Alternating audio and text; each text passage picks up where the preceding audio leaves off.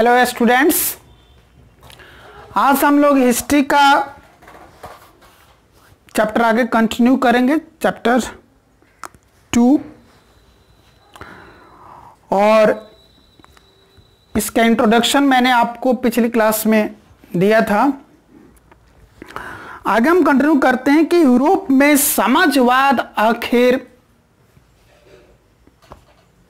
कैसे आया, किस रूप में आया।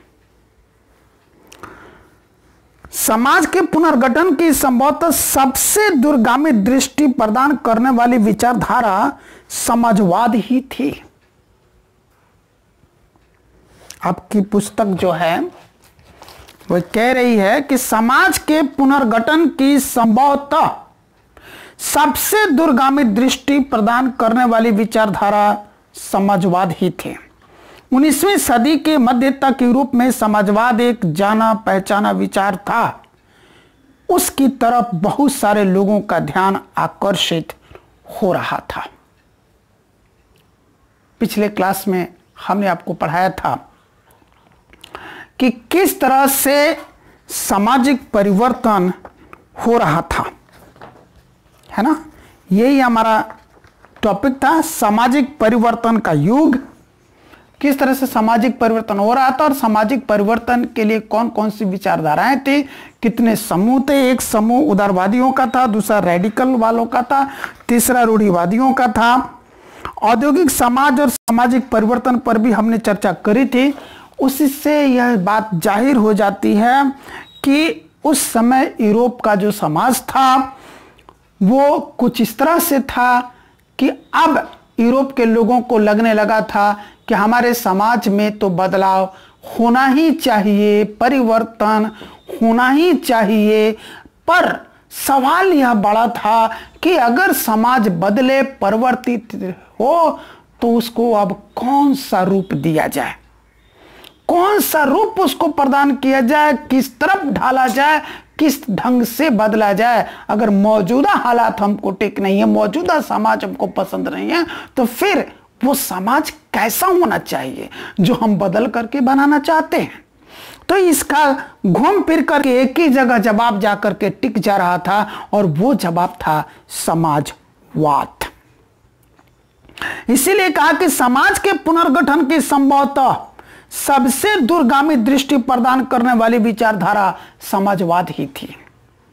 अगर सबसे बड़ी कोई विचारधारा थी, सबकी बातें कहीं जाकर के रुकती थी, ठहरती थी, सबकी निगाहें कहीं जाकर ठहरती थी, सबकी सोच समझ अगर कहीं जाकर के ठहरती थी यूरोपीय समाज को बदलने के लिए, तो वो थी एक विचारधारा समाजवाद की। समाजवाद। और 19वीं सदी के मध्य तक ये समाजवाद जो था ये पूरे यूरोप में एक जाना पहचाना विचार था। ये कोई एक नया विचार नहीं था, पूरी तरह से ये जाना पहचाना विचार था। और बहुत सारे लोगों का, बहुत सारे यूरोपीय लोगों का ध्यान उस समाजवाद की तरफ आकर्षित हो रहा था। समाजवादी जो थे वो निजी संपत्ति के विरोधी थे। समाजवादियों का कहना था कि ठीक है, समाज के जिन लोगों के पास, जिन मुट्ठी भर लोगों के पास संपत्ति है, वो संपत्ति का उपयोग करते हैं तरह तरह के उद्योग लगाने में, और उनके द्वारा लगाए गए उद्योगों से लोगों को रोजगार मिलता है। ये बिल्कुल ठीक है, लेकिन उन उद्योगों से होने वाले सारे के सारे मुनाफे को वो चंद मुट्ठी भर लोग अपने पास ही रख लेते हैं, उसको सिर्फ और सिर्फ अपने स्वार्थ के लिए खर्च करते हैं, और वो उनके बारे में तनिक भी नहीं सोचते। जिनकी मेहनत की बदौलत उनकी पूंजी से उत्पादन किया जाता था, उनकी पूंजी को उत्पादनशीलता प्रदान की जाती थी, उसकी उत्पादकता को बढ़ाई जाती थी, उससे उत्पादन किया जाता था जिस उत्पादन को बाजार में बेचने से आय प्राप्त होती थी, मुनाफा प्राप्त होता था। वो सारा का सारा लाभ, सारा का सारा मुनाफा ये उद्योगपति ही चंद मुट्ठी भर स्वामी के मालिक लोग ही अपने पास रख लेते थे और जिनके बदौलत उनकी कमाई होती थी उनके बारे में ये तनिक भी नहीं सोचते थे। और यही कारण है कि पूरा समाज विकसित नहीं हो रहा था, पूरा देश विकसित नहीं हो रहा था। सिर्फ उस समाज और देश के चंद गिनती के मुट्ठी भर लोग विकसित हो रहे थे, बाकी सब तो और पिछड़ते और पिछड़ते और पिछड़ते चले जा रहे थे। इसीलिए समाजवादी जो थे निजी संपत्ति के विरोधी थे। उनका कहना था कि संपत्ति निजी नहीं सार्वजनिक होनी चाहिए और ये सार्वजनिक संपत्ति बनाने के लिए सिर्फ व्यक्ति स्तर पर काम करने से नहीं होगा, व्यक्ति अपने आप ही ऐसा कुछ नहीं कर पाएंगे, इसमें सरकार की भी भूमिका होनी चाहिए ताकि संपत्तियां सार्वजनिक हो, सबको कुछ न कुछ संपत्ति हो या फिर किसी के पास भी संपत्ति नहीं हो, सारी संपत्ति सरकार के पास हो, सार्वजनिक हो। यानी कि सार्वजनिक संपत्ति पर विचार होने लगे और सार्वजनिक संपत्ति की वो मांग करने लगे। निजी संपत्ति के वो बिल्कुल खिलाफ थे, उसके विरोधी थे। कुछ समाजवादियों को कोऑपरेटिव यानी सामूहिक उद्यम के विचार में दिलचस्पी थे और कुछ समाजवादी चाहते थे कि क्यों न कोऑपरेटिव उद्यम चलाए जाए, सामूहिक उद्यम चलाया जाए। यानी कि कुछ लोग, कम पूंजी वाले लोग, कम संपत्ति वाले लोग क्यों ना आपस में मिल जाए। जब उनकी कम पूंजी भी, कम संपत्ति भी एक जगह इकट्ठी हो जाएगी तो वो संपत्ति या पूंजी बड़ी हो जाएगी और उस बड़ी इकट्ठी पूंजी की मदद से उद्योग चलाए जाएं और उससे जो मुनाफे हों वो उसमें जितने भी लोगों ने अपनी अपनी पूंजियां मिलाई है उन सब में बराबर बराबर बांट दी जाए। तो इस तरह के उद्यम पर भी, सामूहिक उद्यम पर यानी कि कोऑपरेटिव उद्यम पर भी वो दिलचस्पी रखते थे कुछ समाजवादी लोग। यूरोप में एक दौर आया जब ये समाजवाद बड़ी तेजी से जड़ पकड़ा, बड़ी तेजी से जड़ पकड़ा और वो दौर था जब वहां पर दो दार्शनिकों ने अपने दर्शन लोगों तक पहुंचाए। ये दो दार्शनिक थे कार्ल मार्क्स और फ्रेडरिक एंगल्स। कार्ल मार्क्स का जन्म 1818 में जर्मनी में हुआ और मृत्यु 1882-83 के करीब इंग्लैंड में हुआ। वो एक दार्शनिक थे, एक इतिहासकार थे, एक वैज्ञानिक भी उनके अंदर था, बहुत बड़े विद्वान थे। उनके जिंदगी का बहुत बड़ा हिस्सा सिर्फ पुस्तकालयों में बीता था, लाइब्रेरी में बीता था। उन्होंने एक किताब लिखी थी और वो किताब अर्थशास्त्र पर निर्भर थी। यानी कि एक तरीके से वो अर्थशास्त्री भी थे, वो इतिहासकार भी थे, वो दार्शनिक भी थे, वो अर्थशास्त्री भी थे, वो समाजशास्त्री भी थे और एक तरीके से वो वैज्ञानिक भी थे। उन्होंने जो किताब लिखी थी उस किताब का नाम था दास कैपिटल। उस दास कैपिटल किताब में कार्ल मार्क्स ने लिखा कि हमारा जो समाज है वो दो वर्गों में बटा हुआ है, एक पूंजीपति वर्ग है और दूसरा मजदूर वर्ग है। उन्होंने पूंजीपति वर्ग को बताया कि यह शोषक वर्ग है और मजदूर वर्ग शोषित वर्ग है। यानी कि पूंजीपति वर्ग मजदूर वर्ग का शोषण करता है, मजदूर वर्ग का पूंजीपति वर्ग के द्वारा शोषण किया जाता है। एक शोषक है और दूसरा शोषित है। मजदूर वर्ग को शोषित वर्ग को उन्होंने सर्वहारा वर्ग भी कहा, यानी कि वो वर्ग जो अपना सब कुछ हार चुका है। सर्व मतलब सभी, हारा मतलब हार चुका है। सर्वहारा वर्ग वो वर्ग जो अपने सब कुछ हार चुका है, उसके पास कुछ भी नहीं है।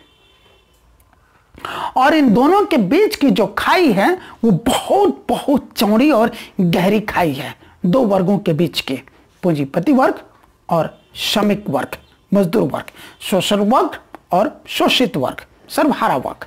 इनके बीच की खाई जो है बहुत बहुत अधिक चौड़ी और गहरी है। इसीलिए यूरोप का जो समाज है वो जिस तरीके से तरक्की करनी चाहिए उस तरीके से तरक्की नहीं कर रही है। यूरोपीय लोगों में जिस तरह की संतुष्टि होनी चाहिए वो संतुष्टि नहीं है, और इसीलिए यूरोप के लोग अपने समाज में एक बदलाव चाहते हैं। कारखानों में, फैक्ट्रियों में, उद्योगों में जो पूंजी लगी है वो शोषक वर्ग की यानी कि पूंजीपति वर्ग की लगी है। वो सिर्फ अपनी पूंजी लगाए हैं, उनकी पूंजी में कार्यशीलता नहीं है, उनकी पूंजी में उत्पादकता नहीं है, उनकी पूंजी में सृजनशीलता नहीं है, उनकी पूंजी अपने आप कोई उत्पादन नहीं कर सकती है। तो उनकी पूंजी से उत्पादन करने के लिए श्रमिक वर्ग आता है। श्रमिक वर्ग अपना सर्वस्व लगाता है, वो अपना पूरा का पूरा समय और अपनी पूरी की पूरी ऊर्जा लगाता है, टाइम और एनर्जी लगाता है, तब जाकर के पूंजीपति के पूंजी को वो उपजाऊ बनाता है, उसकी उत्पादकता को, उसकी सृजनशीलता को, उसकी प्रोडक्टिविटी को बढ़ाता है और उसकी मदद से वो उत्पादन करता है। जो उत्पादन आता है वो उत्पादन बाजार में बिकता है। बाजार में बिकने के बाद जो आय प्राप्त होती है यानी कि जो मुनाफा प्राप्त होता है सारे खर्चे छांटने के बाद, वो सारा का सारा मुनाफा शोषक वर्ग यानी कि पूंजीपति वर्ग खुद रख लेता है और उससे वो अपनी जिंदगी ऐशो आराम से और भोग विलास के साथ बिताता है। जबकि जिसकी वजह से वो लाभ अर्जित किया मजदूर वर्ग, उस मजदूर वर्ग के बारे में वह तनिक भी नहीं सोचता है। मजदूर वर्ग से अत्यधिक समय तक काम लिया जाता है, उनके काम के घंटे बड़े लंबे होते हैं, उनके वर्क प्लेस पर उनको कोई सुविधा नहीं जाती, शुद्ध पेयजल की सुविधा नहीं है, फैक्ट्रियों के जो बिल्डिंग्स बनाए गए उनमें क्रॉस वेंटिलेशन नहीं है, यानी कि शुद्ध और ताजी हवा भी उनको सांस लेने के लिए नहीं मिल रही है। फैक्ट्रियों के मशीनों के चलने की वजह से जो गर्मी पैदा होती है उस गर्मी से अंदर रहा नहीं जाता है, उसके बावजूद भी फैक्ट्री के अंदर उस गर्मी में उबल करके, गर्मी से परेशान होकर के उत्पादन करने के लिए मजबूर हैं। जो महिलाएं काम पर जाती हैं उन महिलाओं को वहां पर कोई सुविधा नहीं दी जाती है, यहां तक कि जो गोद में छोटे छोटे बच्चों को लेकर के महिलाएं काम करने जाती हैं उनको अपने बच्चों को समय समय पर कहीं बिठा करके दूध पिलाने के लिए जगह नहीं है, कुछ खिलाने पिलाने के लिए जगह नहीं है, यानी कि उनके नाम पर किसी तरह की कोई सुविधा नहीं है। कार्यस्थल पर कार्य करने के दौरान भी अगर इन मजदूरों के साथ कोई हादसा हो जाता है, कोई दुर्घटना हो जाती है, तो उसके लिए भी ये पूंजीपति वर्ग कोई जिम्मेदारी नहीं लेता, उनकी सहायता के लिए खड़ा नहीं होता है। इतना कुछ करने के बावजूद भी जो मजदूरी दी जाती है उनको बेहद कम दी जाती है और वो मजदूरी उनका जीवन यापन करने के लिए नाकाफी होता है, और ज्यादातर केसेस में वो मजदूरी भी उनको सही समय पर नहीं दी जाती है, जिससे गरीबों में यानी कि मजदूरों में गरीबी, भूखमरी, बीमारी सब कुछ व्याप्त है। और जब बाजार में कीमत बढ़ जाती है तब जाहिर सी बात है वस्तुओं की मांग कम हो जाती है, यानी कि फैक्ट्रियों के उत्पादों की मांग कम हो जाती है। जब फैक्ट्री के उत्पादों की मांग कम हो जाती है तो फैक्ट्री मालिक कम उत्पादन करना चाहते हैं, क्योंकि उसको उत्पादन करके अपने भंडारों में, उसको अपने गोदामों में सड़ाना नहीं चाहते। कम उत्पादन करने के लिए उनको कम मजदूरों की जरूरत पड़ती है, इसीलिए वो अब मजदूरों को काम से निकाल देते हैं। ऐसे हालात में वो बेरोजगारी भी बहुत अधिक बढ़ा देते हैं। जब देश का, समाज का एक बहुत बड़ा तबका इसी तरह से शोषित रहेगा तो समाज और देश तरक्की कैसे करेगा, विकास कैसे करेगा? नहीं करेगा। जरूरत है कि इस सिस्टम को बदला जाए और समाजवाद लेकर के आया जाए। समाजवाद उनका जो था वो समानता पर आधारित था, यानी कि समाज के सभी वर्गों को एक समान बनाया जाए। पूंजी पर, संपत्ति पर सार्वजनिक अधिकार हो, सबका अधिकार हो, सार्वजनिक संपत्तियां हो, व्यक्तिगत और निजी संपत्तियां नहीं हो, तभी यह समाज के लिए बेहतर होगा। काम में सबकी रुचि लगेगी, सबको समान रूप से जिंदगी जीने के लिए रोटी, कपड़ा और मकान, शिक्षा और स्वास्थ्य चाहिए, वो उपलब्ध हो पाएगा और फिर तब जाकर के समाज अच्छी तरह से तरक्की करेगा, देश तरक्की करेगा। लेकिन अगर ऐसा नहीं हुआ तो वो तरक्की नहीं आएगी, वो विकास नहीं आएगा। इस तरीके से जो इनके बीच की दीवार है या गहरी चौड़ी खाई है, वो कभी भी नहीं पट सकते। समाज दो वर्गों में बंटा रहेगा तो संघर्ष का कारण बनेगा और संघर्ष सबकी बर्बादी और तबाही का कारण बनेगा। इसलिए समाजवाद स्थापित होना चाहिए। इसके लिए कार्ल मार्क्स ने अपने उस दास कैपिटल किताब के माध्यम से यह भी लोगों को बताया कि श्रमिक वर्ग जो है, श्रमिक वर्ग, मजदूर वर्ग, शोषित वर्ग, वो संगठित हो, एकजुट हो, वो एकजुट होकर के अपने मजदूर संघ बनाए और संघ बना करके एकजुट होकर के वो पूंजीपति वर्ग से और सरकार से वो अपने अधिकारों की मांग करें। वो उनसे कहें कि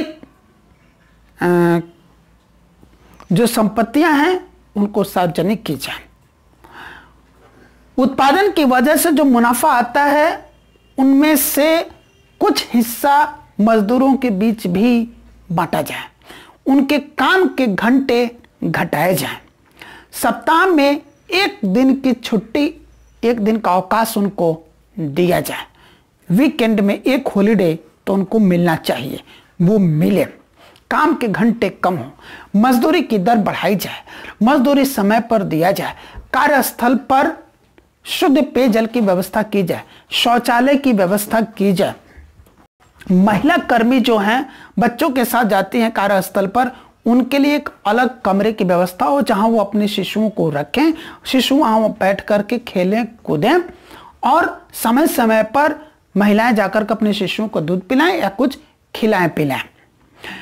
कार्यस्थल की जो बिल्डिंग बनाई गई है फैक्ट्रियों की, उद्योगों की, वो क्रॉस वेंटिलेटेड हो, उसमें से ताजी हवा आर पार होती रहे, अंदर घुटन महसूस नहीं हो।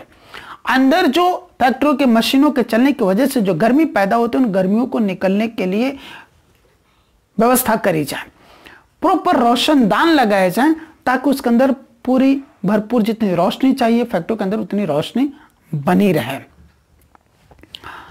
इस तरीके से मांग रखें ये श्रमिक लोग पूंजीपतियों के सामने भी और सरकार के सामने भी, और अपनी मांगों पर अड़िग रहें, उनकी मांगें पूरी की जाए। लेकिन अगर ऐसा प्यार से मांगने से नहीं होता है तो श्रमिक वर्ग इसके लिए धरना, प्रदर्शन, जुलूस, हड़ताल, इन सभी तरीकों को अपनाए। अगर उससे भी नहीं होता है तो जरूरत पड़े तो वो हिंसक क्रांति भी करे, क्योंकि बिना क्रांति किए हुए हो सकता है कि उनकी मांगे पूरी नहीं हो। तो जरूरत अगर पड़ती है तो मजदूर वर्ग, श्रमिक वर्ग एक हिंसक क्रांति भी करे, लेकिन वो क्रांति करे, समाज को बदले और समाजवाद की स्थापना करे। कार्ल मार्क्स के विचार बड़ी तेजी से पूरे यूरोप में फैले और बहुत सारे लोग उनके विचारों पर अमल भी करने लगे। कई जगह देखने के लिए मिला कि जो समाजवादी विचार रखने वाले लोग थे, यानी कि कार्ल मार्क्स से जो सहमत लोग थे, 1870 के दशक आते आते वो पूरे यूरोप में फैल चुके थे और समाजवादी विचारधारा रखने वाले दुनिया भर के लोगों ने मिल करके एक संगठन भी बनाया, एक अंतर्राष्ट्रीय संस्था भी बना ली जिसका नाम रखा गया द्वितीय इंटरनेशनल। द्वितीय इंटरनेशनल के नाम से उन्होंने एक अंतर्राष्ट्रीय संस्था भी बना ली। इंग्लैंड और जर्मनी के मजदूरों ने अपने जीवन और कार्य स्थितियों में सुधार लाने के लिए संगठन बनाना शुरू कर दिया। कार्ल मार्क्स ने कहा था ना कि संगठित होना है, उन्होंने संगठन बनाना शुरू कर दिया और यहां तक कि संकट के समय में अपने सदस्यों को मदद पहुंचाने के लिए उन्होंने कोष भी स्थापित किए और तब एकजुट होकर के वे लोग काम के घंटों को कम करने और मताधिकार के लिए यानी कि चुनाव करवाने और चुनाव में वोट डालने के अधिकारों के लिए आवाज उठाना शुरू कर दिया। इंग्लैंड और जर्मनी में ऐसा हुआ। जर्मनी में एक पार्टी थी, सोशल डेमोक्रेटिक पार्टी। इस सोशल डेमोक्रेटिक पार्टी के साथ यानी कि एसडीपी के साथ ऐसे जो मजदूरों का संघ बना, संगठन बना, उनका काफी गहरा रिश्ता कायम हो गया। यह मजदूरों का जो संघ था, गठन था, वो संसदीय चुनाव में सोशल डेमोक्रेटिक पार्टी की मदद भी करते थे। ठीक उसी तरह 1905 तक ब्रिटेन के समाजवादी और वहां के ट्रेड यूनियन आंदोलनकारियों ने भी मिलकर के अपनी एक अलग राजनीतिक पार्टी ही बना ली चुनाव लड़ने के लिए, और उस राजनीतिक पार्टी का नाम रखा लेबर पार्टी। और ये लेबर पार्टी भी चुनाव में शामिल होने लगे। इसी तरह से फ्रांस में सोशलिस्ट पार्टी भी इसी तरीके से बनाई गई चुनाव में हिस्सा लेने के लिए, और चुनाव के जरिए जीतकर सरकार में शामिल होकर के सामाजिक व्यवस्था को कायम करने के लिए उन्होंने भी एक पार्टी बनाई, सोशलिस्ट पार्टी।